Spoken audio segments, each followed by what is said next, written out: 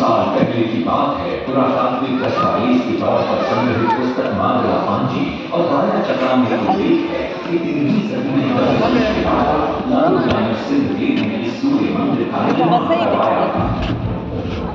नरसिंह देव युद्ध में बड़े वीर और शक्तिशाली थे और मात्र 18 साल की उम्र में वे अपने पिता राजा अनंग भीम देव की विशाल सेना के प्रधान सेनापति नियुक्त कर दिए गए थे।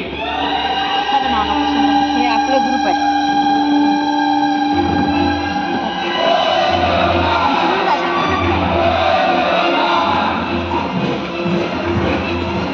सेनापति बनने के बाद नरसिंह देव ने अपने कुशल नेतृत्व से दक्षिण के कई आक्रमणकारी राजाओं को युद्ध में पराजित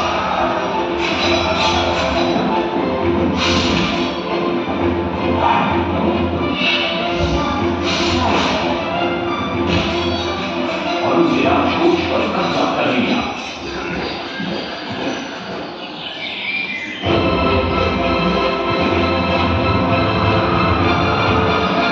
तत्पश्चात उन्होंने विजय गोंडा, जिसे आज हम वारंगल के नाम से जानते हैं,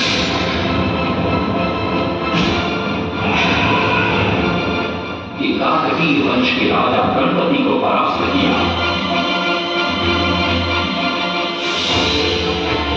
और उनके राजकोष पर भी कब्जा कर लिया। 3 वर्षों तक निरंतर युद्ध के पश्चात जब वे बहुत सारी धन संपदा लेकर कलिंग लौटे तो राजमहल में उनका भव्य स्वागत हुआ।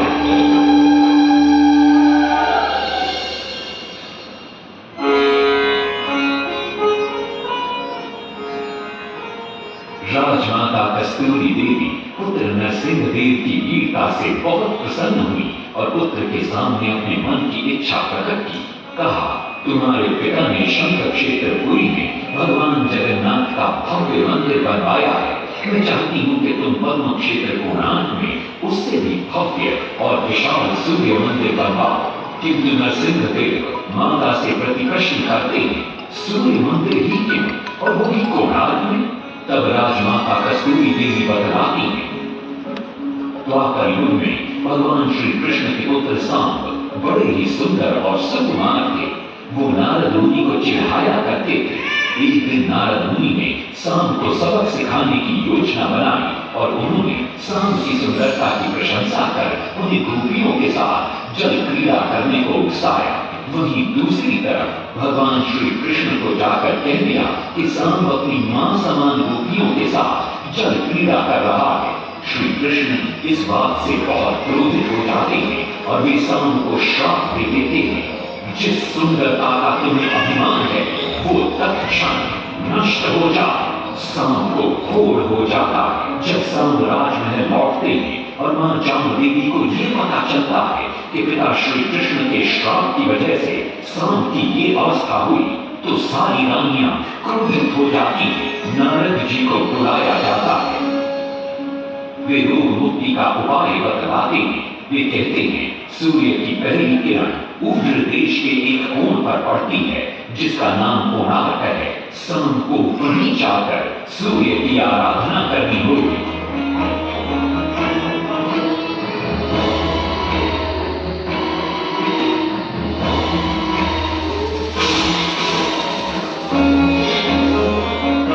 बहुत ही लंबी और कठिन यात्रा के पश्चात सांब अपने सैनिकों और सेवकों के साथ कोणार्क की चंद्रभागा नदी के तट पर पहुंचते हैं और नित्य प्रातः स्नान के बाद सूर्य की आराधना आरंभ करते हैं।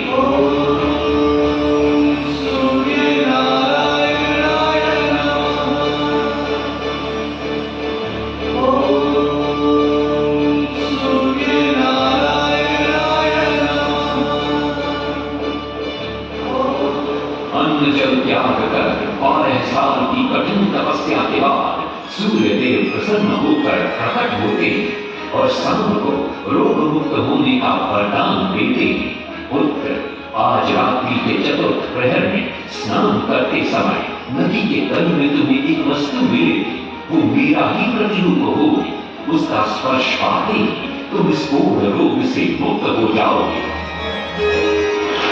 स्नान के पश्चात सांब जब नदी से बाहर आते हैं तो वो रोग मुक्त हो चुके होते हैं। उनके हाथ में एक छोटा सा पत्थर है। उनके सुंदर और सुकुमार शरीर को देखकर सारे अंतर और सिपाही प्रसन्न होते हैं। सांब उस पत्थर को वहीं स्थापित कर एक छोटा सा मंदिर बनवाते हैं। लेकिन जब उन्हें ज्ञात होता है कि सूर्य पूजा का विधि विधान यहाँ किसी को पता नहीं है, तो वे चिंतित हो जाते हैं। वे ध्यान में बैठते हैं। सूर्य देव पुनः प्रकट होते हैं और सांब के पूछने पर बतलाते हैं कि दूर पश्चिम में साक्य देश के माता ब्राह्मण पूजा की विधि विधान जानते हैं। सांब साक्य देश की ओर निकल पड़ते हैं, जो आज का ईरान है। महीनों की लंबी यात्रा के बाद सांब 18 माता ब्राह्मण परिवारों को साथ लेकर कोणार्क लौटते हैं और सूर्य मंदिर में पूजा शुरू हो जाती है। राजमाता कस्तूरी देवी नरसिंह देव को बतलाती हैं कि विवाह के कई वर्षों बाद तक जब हम निसंतान थे, मैंने भी उस सूर्य मंदिर में पूजा अर्चना की और तुम पुत्र रूप में मुझे प्राप्त हुए। माता की बात सुनकर नरसिंह देव मां को कोणार्क में संसार का सबसे भव्य और विशाल मंदिर बनाने का वचन देते। सदाशिव सामंतराय महापात्र, जो श्री सांतरा के नाम से लोकप्रिय थे, वे अपने सहयोगी बीसू महाराणा के साथ मंदिर का प्रतिरूप बनाते हैं और नरसिंह देव के समक्ष प्रस्तुत करते हैं। नरसिंह देव मंदिर का प्रतिरूप देखकर अभिभूत हो जाते हैं और शीघ्र मंदिर निर्माण कार्य आरंभ करने का आदेश देते हैं। से बड़े-बड़े पत्थर लाए गए, जितने पत्थर डाले गए सारे टूट गए। पानी को डाला, उसमें डाले गए, नहीं पड़ा डाला, सारे टूट गए। सिर्फ सांतरा हुए परेशान, ये विधि मंदिर बने। सिर्फ सांतरा हुए परेशान, ये विधि मंदिर बने। एक दिन वे चिंतामग्न कोणार्क लौट रहे थे, तभी उन्हें प्यास महसूस हुई। उन्हें पास ही में एक कुटिया दिखाई पड़ती है, जहाँ एक बूढ़ी औरत से उनकी भेंट होती है। श्री सांतरा पानी मांगते हैं। बूढ़ी औरत पानी के साथ गरम गरम भोजन भी लेकर आती है। वे थाली के बीच में हाथ डालते हैं, जिससे उनका हाथ जल जाता है। तब वो बूढ़ी औरत मुस्कुराकर कहती है, तुम तो श्री सांतरा की तरह बीच से भोजन उठाकर खा रहे हो। ये सुनकर श्री सांतरा को अपनी भूल का एहसास होता है। माता रामचंद्री ने उपाय सुझाया, समझे सिर्फ सांतरा।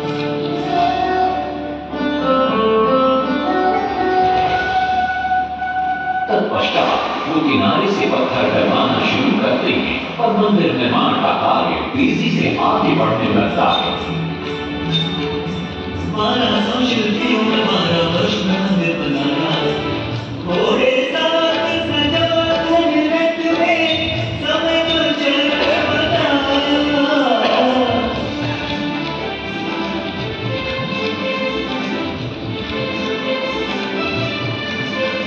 दूसरी तरफ कलिंग के उत्तर के राज्यों के नवाबों के बार बार राज्य पर आक्रमण हो रहे थे। इन आक्रमणों से क्रोधित होकर नरसिंह देव अपनी विशाल सेना को लेकर युद्ध के लिए निकल पड़े।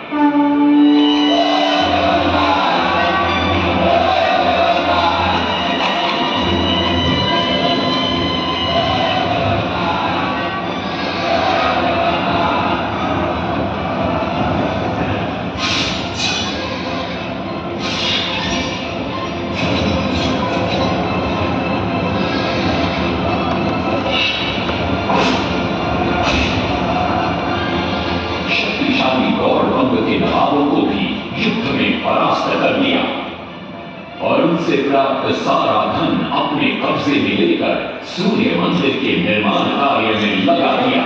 1200 कारीगरों के अथक प्रयास से 12 साल बाद विशाल और भव्य सूर्य मंदिर बनकर तैयार हुआ। उस समय के लोगों में वास्तु शास्त्र, ज्योतिष शास्त्र और खगोल शास्त्र का जो ज्ञान था, उसे देखकर आज के बड़े बड़े वैज्ञानिक भी आश्चर्यचकित रह जाते हैं। कई प्रयासों के बाद भी मंदिर के गुंबद पर कलश स्थापित नहीं हो पा रहा था। क्रोधित नरसिंह देव ने आदेश दिया कि कल प्रातः काल तक यदि कलश स्थापित नहीं हुआ तो सबके सर धड़ से अलग कर दिए जाएंगे। सभी शिल्पकार घोर चिंता में डूब जाते हैं।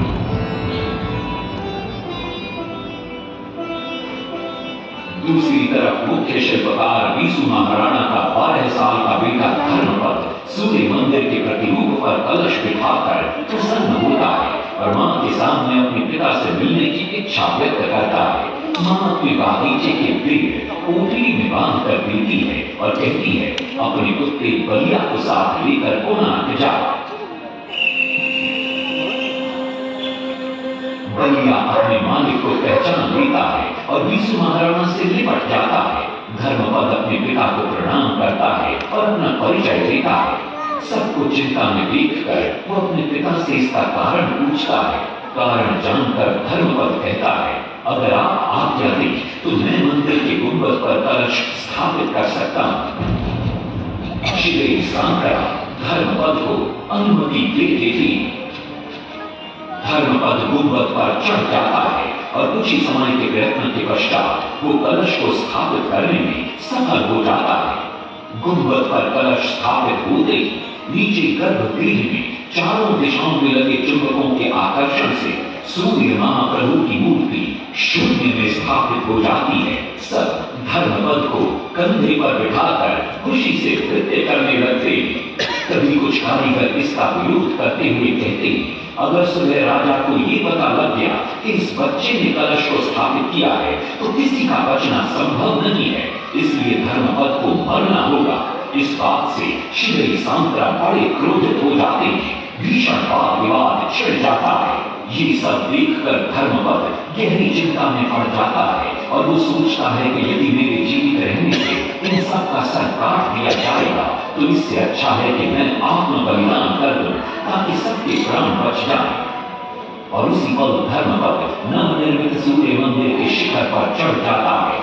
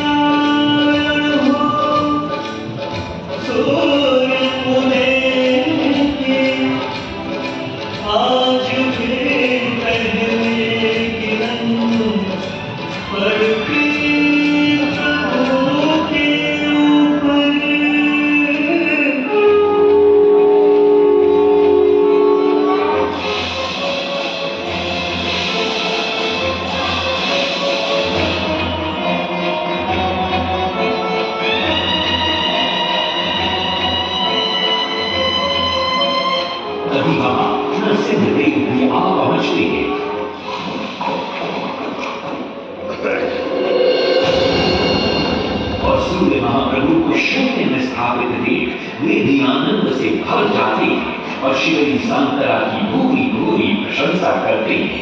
वो ये भी घोषणा करते हैं कि माघ शुक्ल पक्ष की सप्तमी को मंदिर की प्राण प्रतिष्ठा की जाएगी। लेकिन श्री सांकरा कहते हैं, राजन तिथि तो अच्छी है लेकिन मंदिर की प्राण प्रतिष्ठा के लिए ये शुभ नहीं है। किंतु राजा अपनी बात पर अड़ जाते हैं। श्री सांकरा को दुख होता है और कोई वाद विवाद किए बिना वे हमेशा के लिए वहां से चले जाते हैं।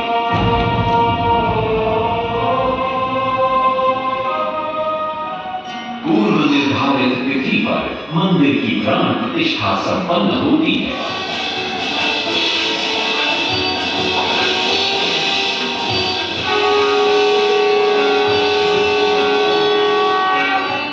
लेकिन कुछ दिनों बाद अमंगल होना शुरू हो जाता है। सबसे पहले विराट सिंह की मूर्ति नीचे आ गिरती है। तत्पश्चात मंदिर की शिलाओं का गिरना भी शुरू हो जाता है। नरसिंहदेव को अब समझ में आता है कि श्री सांकरा का कहना सही था, लेकिन देर हो चुकी थी। बहुत साल बाद मंदिर के आसपास जंगल उगाए और ये मंदिर घने जंगलों के बीच छुप गया। जब अंग्रेजों ने जंगल के बीच इस मंदिर को देखा तो उन्होंने इसका पुनरुद्धार किया। आज आप उसी विशाल मंदिर के भग्नावशेष देख रहे हैं। ये है इस प्रसिद्ध मंदिर की कथा। अब इस कथा में कितनी सत्यता है और कितनी कल्पना है ये तो किसी को नहीं मालूम, लेकिन ओडिशा की जनश्रुतियों में यही कथा विद्यमान है।